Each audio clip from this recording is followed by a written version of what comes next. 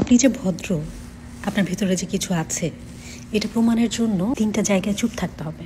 Number 1 হচ্ছে, যখন কেউ কথা বলে তখন তার মুখ থেকে নিয়ে কখনোই কথা বলবেন না। কোনো একজন মানুষ কথা বলছে, তার সেন্টেন্সটা কমপ্লিট করতে দেন, তার কথাটা শেষ করতে দেন, তারপরে যদি আপনার কিছু বলার থাকে তাকে অবশ্যই বলতে পারেন।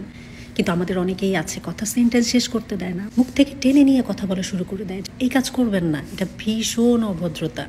নাম্বার 2 হচ্ছে, যখন কেউ কারো কোনো আনন্দের কিছু আপনার সাথে শেয়ার করবে অথবা কোনো দুঃখের কিছু শেয়ার করবে, সাথে সাথে নিজের জীবনের গল্পটাকে সেখানে ইনপুট করে দিবেন না।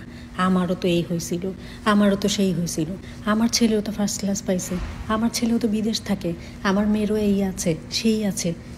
আপনার কাছে শুনতে চায় নাই, আপনাকে কেউ একজন কিছু বলছেন। যখন কেউ কারো নিজের সমস্যা শেয়ার করছে বা নিজের আনন্দ শেয়ার করছে, তাকে সেই আনন্দটুকু বা দুঃখটুকু শেয়ার করার সুযোগ করে দেন। এই সকল সিচুয়েশনে চুপ থাকবেন। নাম্বার 3 হচ্ছে, আপনার যখন কারো সম্বন্ধে ভালো কিছু বলার থাকে তখন মুখ খোলেন, আর যদি আপনার ভালো না লাগে, ভালো কিছু বলার না থাকে, সেই সকল জায়গাতে চুপ থাকেন। আপনি চুল কাটছেন কেন, চুল বড়তে সুন্দর লাগতো। আপনি শুকাইছেন কেন, মোটা অবস্থায় কিউট লাগতো। আপনি মেকআপ করছেন কেন, মেকআপ ছাড়াই তো আপনাকে সুন্দর লাগে। এইসব কথাবার্তা আপনি মনে করেন যে আপনি ভালোভাবে বলছেন, এগুলোকে বলা হয় অভদ্রতা। অপ্রয়োজনীয় অযাচিত মন্তব্য করবেন না, এগুলোতে মানুষ বিরক্ত হয় এবং আপনার সম্বন্ধে ধারণা পায় যে আপনি আসলে ভদ্রতা বোধ আপনার ভিতরে কম। চুপ থাকাতে যদি ভদ্রতা বোধ প্রকাশ পায়, চুপ থাকাই ভালো।